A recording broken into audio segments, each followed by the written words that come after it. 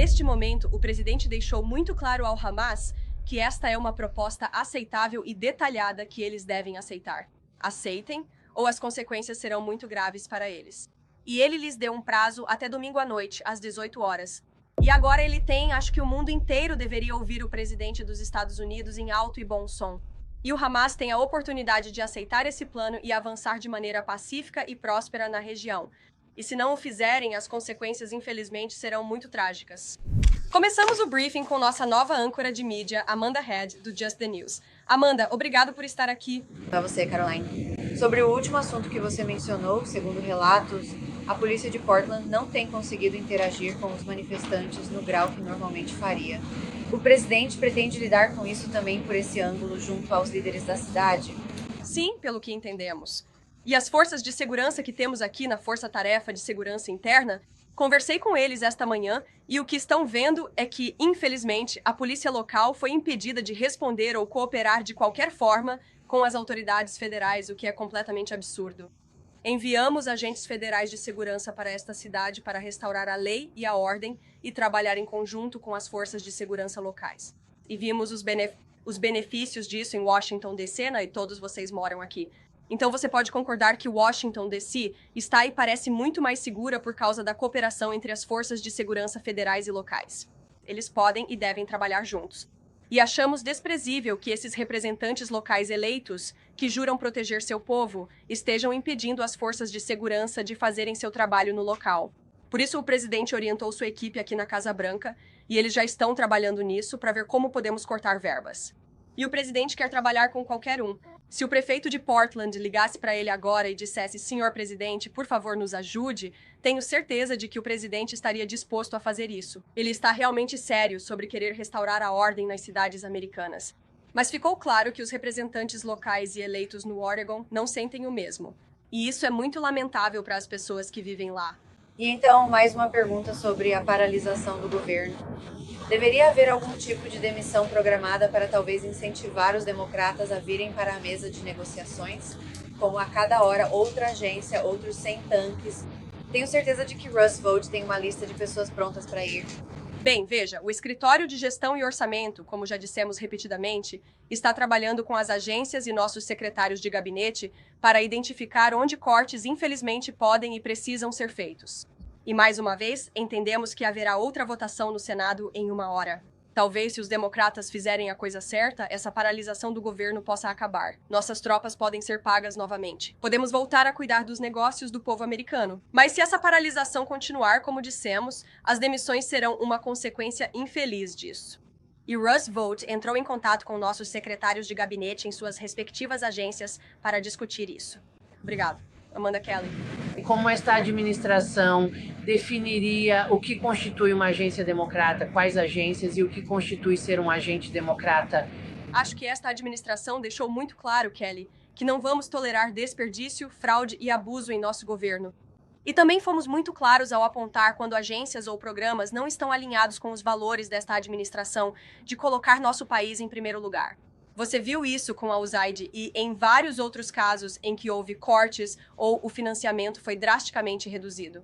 E mais uma vez, infelizmente, estamos tendo que fazer uma revisão massiva da burocracia para sermos bons administradores do dinheiro do contribuinte americano. E são os democratas que forçaram a Casa Branca e o presidente a essa posição ao votarem pelo fechamento do governo. Você mencionou que provavelmente milhares de demissões estão por vir. Você tem alguma atualização sobre o cronograma para isso?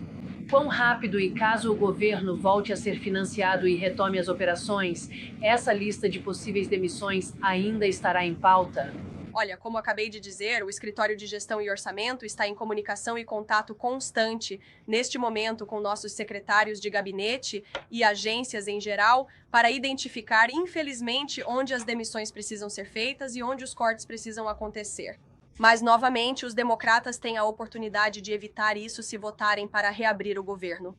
Isso é tudo que esta administração e o presidente estão pedindo para votar em uma resolução limpa e contínua para manter o governo aberto. Peter. Obrigada, Caroline. Durante a campanha, Você, Peter. fui criado para dizer obrigado. Na sala de imprensa da Casa Branca durante a campanha, o presidente Trump disse que não sabia nada sobre o projeto 2025. Agora ele sabe disso. Esse é o plano para reduzir o governo? Olha, o plano é aquilo que o presidente, sua equipe e seus secretários de gabinete decidirem em última instância. E o presidente confia em seus secretários de gabinete para identificar onde há desperdício, fraude e abuso. Apontamos hoje de manhã, ou Russ Vought tweetou sobre isso hoje de manhã, um projeto ferroviário em Chicago que foi cancelado. Nós pausamos 2 bilhões e 100 milhões de dólares em projetos de infraestrutura em Chicago, especificamente a extensão da linha vermelha e os projetos de modernização das linhas vermelha e roxa. E isso porque o governo está preocupado que a administração Biden estava distribuindo dinheiro dos contribuintes para pagar essa construção com base em DEI. O Departamento de Transportes está revisando os contratos baseados em raça por motivos inconstitucionais.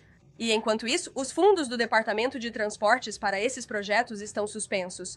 Então, acho que isso responde às duas perguntas de vocês. Esse seria um exemplo disso. E só porque há tanta conversa sobre paralisação, algo diferente.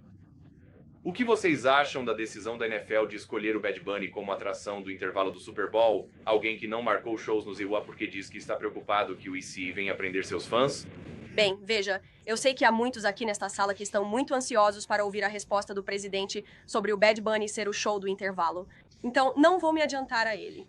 Não vou revelar o que ele sente sobre isso. Da próxima vez que fizerem uma pergunta, fiquem à vontade para perguntar sobre isso. Tenho meus próprios sentimentos sobre isso. Mas não é sobre isso que estou aqui para falar. Quanto a me apresentar no Super Bowl, até onde eu sei não há nenhum plano concreto para isso no momento. No entanto, é claro, este governo sempre vai prender e deportar imigrantes ilegais quando os encontrarmos. Se forem criminosos, vamos fazer o que é certo para o nosso país. Kate, o presidente e Russ votaram e decidiram ontem na reunião deles quais cortes queriam fazer nas agências e quais seriam permanentes. Novamente, eu meio que já respondi a essa pergunta de algumas formas diferentes. Ela já foi feita de algumas maneiras diferentes. As discussões deles continuam entre o Escritório de Gestão e Orçamento e as agências do gabinete em geral. E eles estão ativamente identificando onde esses cortes e essas demissões precisam ser feitos, caso essa paralisação do governo, esperamos, não continue. E sobre se o presidente disse que se o Hamas rejeitar a proposta, Netanyahu teria total apoio para concluir o trabalho? Um relatório da ONU constatou que Israel estava cometendo genocídio em Gaza. O presidente tem preocupações sobre os civis sendo mortos, a crise humanitária que está piorando, e existem limites para o que a Casa Branca apoiaria em relação às ações de Israel em Gaza. Olha, o presidente tem profundas preocupações sobre todas as atrocidades que ocorreram no Oriente Médio nos últimos anos. É profundamente lamentável que ele tenha herdado essa confusão da administração Biden. Se todos vocês se lembram, durante o primeiro mandato do presidente Trump, o Oriente Médio estava em um caminho de paz e prosperidade. Houve a assinatura histórica dos Acordos de Abraão. Israel estava em um caminho de normalização com as nações árabes e do Golfo. E esperamos que isso possa continuar. Mas neste momento, o presidente deixou muito claro ao Hamas que esta é uma proposta aceitável e detalhada que eles devem aceitar. Aceitem, ou as consequências serão muito graves para eles. E ele lhes deu um prazo até domingo à noite, às 18 horas. Quando estive aqui na quarta-feira, disse a todos vocês, vou deixar para o presidente definir esse limite. E agora ele tem, acho que o mundo inteiro deveria ouvir o presidente dos Estados Unidos em alto e bom som. E o Hamas tem a oportunidade de aceitar esse plano e avançar de maneira pacífica e próspera na região. E se não o fizerem, as consequências, infelizmente, serão muito trágicas. Miguel? Obrigada, Caroline. Assim como o presidente declarou guerra aos cartéis internacionais de drogas e, se o fizer, diz que precisa da aprovação do Congresso. Como a Casa Branca já disse muitas vezes, o presidente dirigiu essas ações, esses ataques contra cartéis de drogas venezuelanos e esses barcos, de acordo com sua responsabilidade de proteger os interesses dos Estados Unidos no exterior e em prol da segurança nacional e da política externa do ZEWA. Isso está de acordo com sua autoridade constitucional como comandante em chefe e chefe do executivo para conduzir relações exteriores em cada um desses casos. Miguel.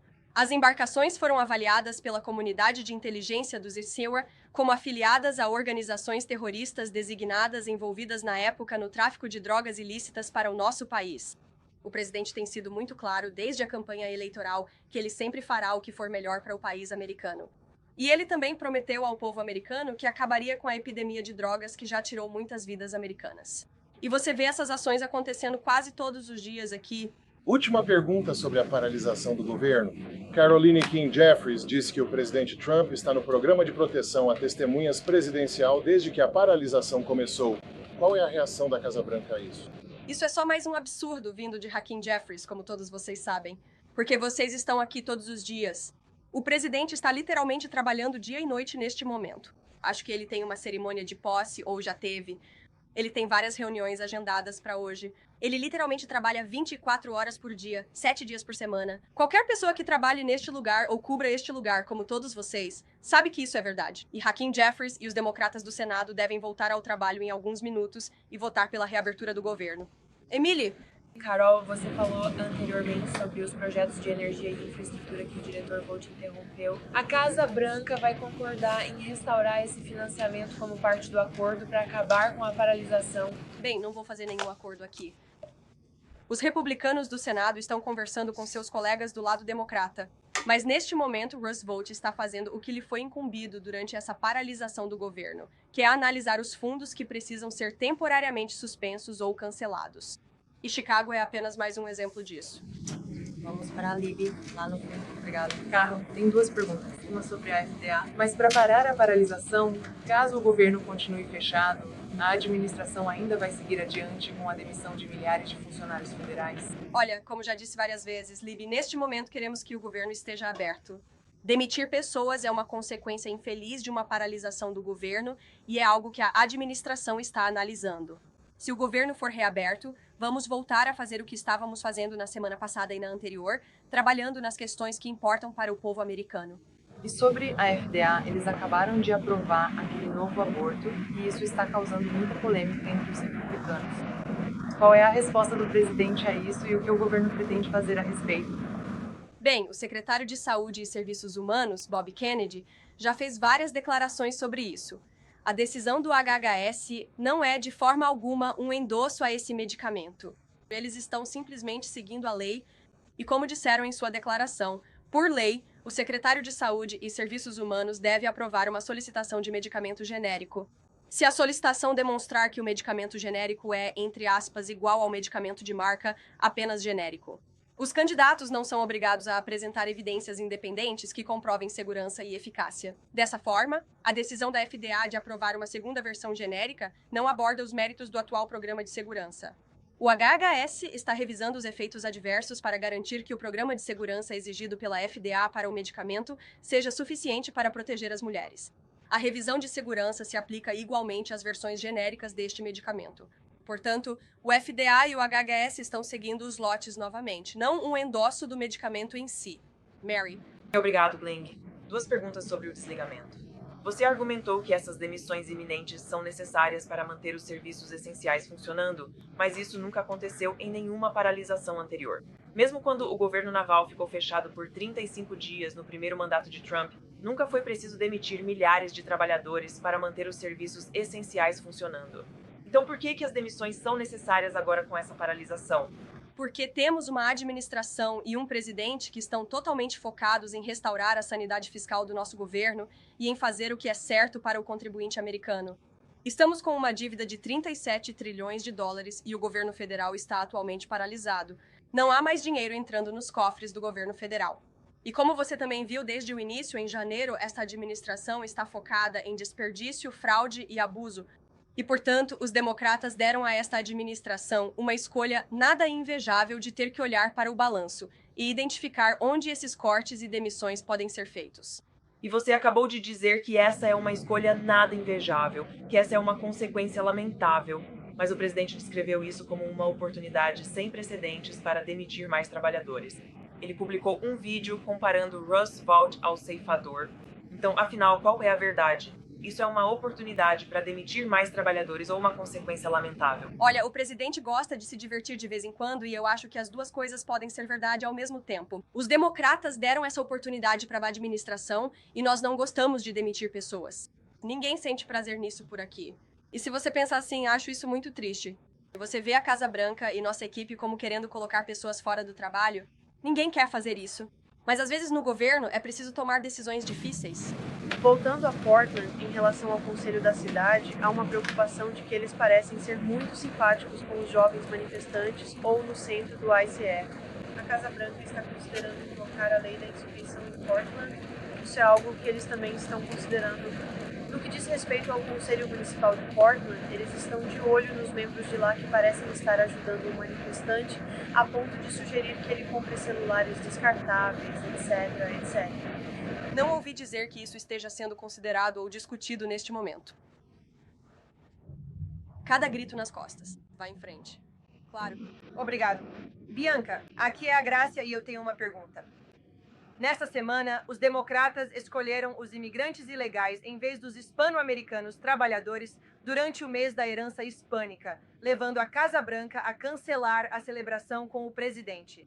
O presidente está aberto a permitir que os hispânicos que votaram massivamente nele tenham sua própria siesta-fiesta no gramado da Casa Branca, ao invés de algo sofisticado. Você sabe que não precisamos de nada muito chique, certo? Pode nos dar o quintal e nós mesmos vamos encher e fazer nossa própria festa. O presidente está aberto a isso? Eu não fazia ideia de que ela ia fazer essa pergunta. Quero deixar claro que nunca te conheci. Só queria dizer isso, mas seja bem-vinda à sala de imprensa. Adoro a sua energia. Pessoalmente, não posso prometer unilateralmente o Gramado Sul. Temos algumas obras acontecendo lá fora, mas eu realmente acho que todos aqui consideram muito lamentável termos que cancelar e esperamos apenas remarcar o evento do mês da herança hispano-americana. E isso porque estamos trabalhando dia e noite durante essa paralisação do governo.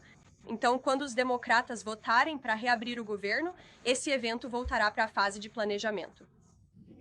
Brian, pode prosseguir? Muito obrigado. Bem-vindo à sala de imprensa. Aliás, estive com o secretário de guerra e o procurador-geral em Memphis, outro dia, quando eles estavam indo para um centro de comando e notei um outdoor ao longo da rodovia que dizia: Memphis dá as boas-vindas à Guarda Nacional. Agora, qual é a sua mensagem hoje para os prefeitos democratas que nos assistem agora, que sofrem de TDS e não conseguem tirar Trump do caminho para salvar suas cidades, sendo Portland uma delas? Eles deveriam fazer o que é certo para seus cidadãos, Brian. Eles deveriam ligar para o presidente. Eles deveriam ligar para a Casa Branca e dizer: queremos trabalhar com vocês. E em Memphis estamos vendo alguma cooperação. Como você viu naquele outdoor, o povo de Memphis está adorando isso e é muito grato pelos esforços do governo federal. E a Polícia Federal está lá. Estamos trabalhando ao lado das forças de segurança locais. Gostaríamos de ver isso intensificado um pouco, porque queremos avançar e prender o maior número possível de criminosos perigosos. Desde segunda-feira, tenho algumas estatísticas atualizadas do Conselho de Segurança Interna desta manhã. Desde segunda-feira, 153 prisões foram feitas em Memphis, incluindo 5 membros de gangues, 48 armas ilegais foram apreendidas e 5 crianças desaparecidas já foram recuperadas. Na noite passada, 60 prisões foram realizadas e 21 armas de fogo ilegais foram apreendidas. As prisões da noite passada incluem um suspeito procurado por estupro de uma criança menor de 13 anos, homicídio em primeiro grau, arrombamento, agressão agravada, posse ilegal de drogas e muitos outros crimes. Portanto, continuamos vendo bons resultados chegando em Memphis e o presidente está muito animado em tornar Memphis segura novamente. Obrigado. No início da coletiva, você fez uma declaração dizendo que os democratas estão interessados em oferecer assistência médica a imigrantes ilegais. Sim, eles estão. A lei dos Estados Unidos já proíbe isso. Existe uma lei de 1996 que determina que não se pode oferecer a imigrantes não autorizados qualquer cobertura de saúde subsidiada pelo governo federal, seja pelo Medicaid, pelo Affordable Care ou pelo Programa de Seguro de Saúde Infantil. Parece haver uma desconexão na mensagem. Você está negando que o dinheiro do Medicaid nunca foi para imigrantes ilegais nos Estados Unidos? América, gostaria de saber se você pode explicar a desconexão na mensagem. Eu certamente posso. Os democratas propõem sua resolução contínua. Deixe-me apenas reiterar. A resolução contínua dos republicanos foi uma resolução contínua e limpa. Não houve nenhuma política partidária inserida nisso. Não houve nenhuma lista de desejos conservadores inserida nele. O que os republicanos querem, e ainda querem neste exato momento, é uma resolução contínua limpa para financiar o governo dos Estados Unidos. O que os democratas queriam em sua resolução contínua? Eles inseriram uma cláusula para desfazer uma disposição no corte de impostos para famílias trabalhadoras, aquele grande e belo projeto de lei que acabou com os benefícios de saúde financiados pelos contribuintes para imigrantes ilegais. A proposta dos democratas exigiria que o Medicaid pagasse mais pelo atendimento de emergência prestado a imigrantes ilegais do que o Medicaid paga para pacientes americanos que são deficientes, idosos ou crianças. E esse projeto de lei também permitiria que a Califórnia continuasse com um artifício que financia seu programa de Medicaid para ilegais. Essas são coisas que nós encerramos, da administração Trump encerrou, com a aprovação e a assinatura daquele grande e belo projeto de lei. E é um fato indiscutível, um fato que, sob a administração Biden, imigrantes ilegais estavam absolutamente recebendo benefícios de saúde financiados pelos contribuintes. Na verdade, no ano fiscal de 2024, os custos do Medicaid para serviços de emergência para imigrantes ilegais dispararam 142% em relação ao ano anterior, chegando a 9,1 bilhões de dólares. São 9,1 bilhões de dólares dos contribuintes destinados a serviços de emergência para ilegais. Entre o último ano fiscal completo do presidente Trump em seu primeiro mandato, no último ano fiscal completo de Joe Biden, os gastos do Medicaid com serviços de emergência para imigrantes ilegais quase triplicaram. Houve um aumento de 196% entre 2020 e 2024, e eu tenho um gráfico aqui para vocês e ficarei mais do que feliz em enviá-lo por e-mail. Também gostaria de acrescentar, porque alguns estavam fazendo perguntas desonestas ontem sobre salas de emergência no sul da Califórnia. De acordo com profissionais de saúde, em 2023, sob o governo Biden, todo o sistema de saúde do sul da Califórnia, entre aspas, estava sendo bombardeado por imigrantes ilegais e forçando pacientes americanos a suportarem tempos de espera mais longos. Em Denver, Colorado, o CEO do Denver Health afirmou que 8 mil imigrantes ilegais fizeram 20 mil visitas ao sistema de saúde da cidade em 2023, deixando uma conta não compensada que totaliza mais de 10 milhões de dólares. Então, quando um imigrante ilegal vai ao pronto-socorro, quem paga por isso? O contribuinte americano. O principal hospital de rede de segurança em Denver teve que recusar pacientes devido ao enorme influxo de imigrantes ilegais, e os hospitais da UC Health, em 2024, relataram que seu sistema estava sob pressão por causa do número crescente de imigrantes. Como resultado, de acordo com o chefe dos departamentos de emergência e atendimentos de urgência em todo o sistema hospitalar, abre aspas, o acesso está prejudicado para todos. Esses são profissionais de saúde que lidaram com isso diretamente, e há muito mais de onde isso veio. É um fato indiscutível que os democratas querem dar benefícios de saúde financiados pelos contribuintes a imigrantes ilegais. Ponto final. Ed, obrigado. O presidente está conversando diretamente com os senadores democratas para tentar conseguir o voto deles para um CR limpo? Os republicanos do Senado estão conversando diretamente com democratas moderados. Pelo que entendo, essas conversas se tornaram muito sérias e esperamos que sejam positivas, na direção certa, para que os democratas façam a coisa certa. Eu não sei se você viu, mas durante a noite uma refinaria na Califórnia pegou fogo. O presidente vai ajudar o governador caso o preço da gasolina dispare, ou ele poderia ajudar o governador? Olha, eu sei que o governo e a Casa Branca estão cientes dessa situação que ocorreu. Não tenho nenhum anúncio para fazer a você. Acrescentando a isso, o presidente já viu o primeiro rascunho da moeda comemorativa que o Tesouro está fazendo para o 250º aniversário? Ela tem o rosto dele nela. Ah, não tenho certeza se ele já viu, mas tenho certeza de que ele vai adorar. Obrigado, Carolina. Agora está sendo noticiado que o DHS e o TSA do ex-presidente Biden colocaram manifestantes pacíficos do 6 de janeiro e até americanos que se recusaram a usar máscaras durante a Covid em listas de observação normalmente reservadas para terroristas. A maioria dessas pessoas não foi acusada de crimes. A Casa Branca tem algum comentário sobre a administração anterior violar a liberdade de expressão e o devido processo desses americanos? E onde está o posicionamento da esquerda, que afirma defender o devido processo e a liberdade de expressão? E depois disso, tenho outra pergunta sobre a proteção de jornalistas contra a Antifa. Claro, bem, quanto ao seu primeiro ponto, por favor, me envie esse relatório. Isso é muito preocupante. Eu mesmo não vi. Mas se de fato isso estiver acontecendo, tenho certeza de que o Departamento de Justiça e o FBI considerariam algo digno de investigação. E os jornalistas, como você mencionou anteriormente, estão sendo cada vez mais atacados por manifestantes eleitos. Na verdade, eu fui agredido do lado de fora do discurso do presidente Trump nas Nações Unidas, e acho que a Casa Branca está ciente disso. E um jornalista de Portland quase ficou cego por causa de um manifestante da Antifa. Esse é um problema que já dura anos, e a polícia frequentemente diz que está de mãos atadas. A Casa Branca tem algum plano ou pretende emitir uma declaração, talvez desencorajando essa violência contra jornalistas nas ruas, como eu e tantos outros nesta sala? Bem, espero que minha declaração anterior nesta coletiva tenha servido para esse propósito. Mas é claro que condenamos a violência contra qualquer pessoa neste país, inclusive jornalistas que estão exercendo seu direito da primeira emenda. E há tantos jornalistas independentes incríveis em todo o país que se infiltraram na Antifa e realmente passaram a entender como isso se tornou uma ameaça crescente de terrorismo doméstico dentro do nosso país. E eu encorajaria talvez alguns de vocês nesta sala a saírem de Washington e fazerem esse tipo de reportagem investigativa disfarçada, porque é realmente incrível o que eles descobriram. Eu me encontrei com um deles no meu escritório ontem e eles estão fazendo um trabalho muito perigoso em circunstâncias difíceis. E a Antifa é um grupo muito violento, como você já viu, e muitos outros na mídia também. Cristão. Sim, obrigada, Caroline. Dando continuidade ao que disse Libib, do outro lado do debate sobre o aborto, o presidente abandonou sua campanha e prometeu acabar com a cobertura de seguro para serviços de fertilização in vitro? Não. Houve alguma atualização sobre isso? Passamos rapidamente pelo prazo final da EO de maio à Casa Branca para produzir um plano.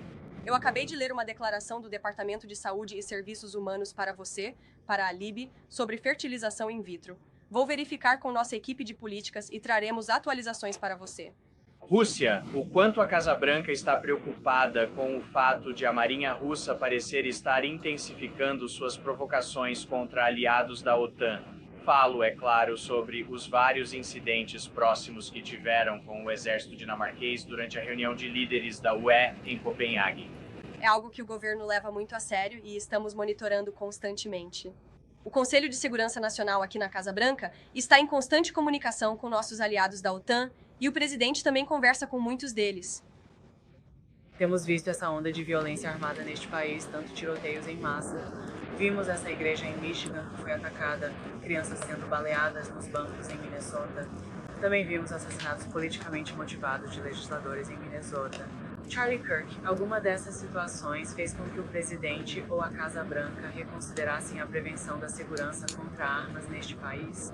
Seja leis de sinalização vermelha, eu sei que isso foi uma conversa na primeira administração Trump, ou há algo em discussão agora sobre Good Luck? Claro, essa é uma questão extremamente urgente para o governo e para todo o nosso país. É profundamente alarmante para todos aqui. A violência que temos visto acontecer por todo o país, os assassinatos que infelizmente e tragicamente ocorreram ao longo dos últimos meses, há muitas discussões sobre como prevenir esse tipo de violência e como podemos garantir que as forças de segurança tenham os recursos necessários em campo, não apenas para responder, mas novamente para evitar que tais tragédias aconteçam. Se houver sinais de alerta em relação a um indivíduo em uma comunidade, eles devem ser tratados como uma emergência de segurança pública, e não simplesmente ignorados. Há muitas outras coisas que podemos fazer, mas o governo e o presidente sempre deixaram claro que ele sempre vai proteger o direito constitucional, a segunda emenda, o direito constitucional dos americanos de possuírem armas. Para o Congresso aprovar uma lei federal de alerta vermelho. No momento, eles apenas incentivam os estados financeiramente a terem leis vermelhas sobre inundações. Mas sei que Lindsey Graham trabalhou nisso como republicano. Há alguns republicanos que apoiam esse tipo de legislação sobre segurança de armas.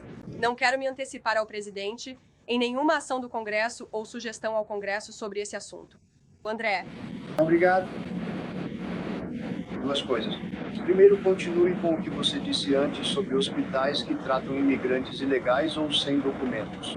É posição do governo que os hospitais não deveriam ser obrigados a atender pessoas que chegam ao pronto-socorro e que não estão aqui legalmente? Não, essa não é a nossa posição. Nossa posição é que é completamente inaceitável que o governo Biden tenha concedido liberdade condicional e incentivado uma invasão de dezenas de milhões de imigrantes ilegais em nosso país e depois prometido a eles assistência médica gratuita. E os democratas já declararam repetidamente que acreditam que imigrantes ilegais devem ter benefícios de saúde. Benefícios de saúde gratuitos nos Estados Unidos da América. Então isso é uma receita para o desastre. É claro que você vai incentivar uma invasão ilegal em massa ao nosso país, que foi exatamente o que aconteceu. E vimos as consequências infelizes disso, onde pacientes americanos estão sendo colocados em último lugar, onde pacientes americanos têm que esperar nas salas de espera, onde avós e avós aguardam horas e horas por atendimento porque estão sendo colocados atrás na fila em relação a imigrantes ilegais. E nós não concordamos com isso. Nós não apoiamos isso. É por isso que o governo está tentando desesperadamente consertar isso e deportar as dezenas de milhões de imigrantes ilegais que os democratas e o governo Biden permitiram entrar em nosso país. E adoraríamos continuar fazendo esse trabalho desde que o governo federal seja reaberto, e há muitos agentes e oficiais federais de segurança pública neste momento trabalhando sem receber. Isso é inaceitável. Os democratas precisam reabrir o governo dos Estados Unidos e esperamos que eles façam a coisa certa no plenário do Senado em apenas alguns instantes. Obrigado a todos.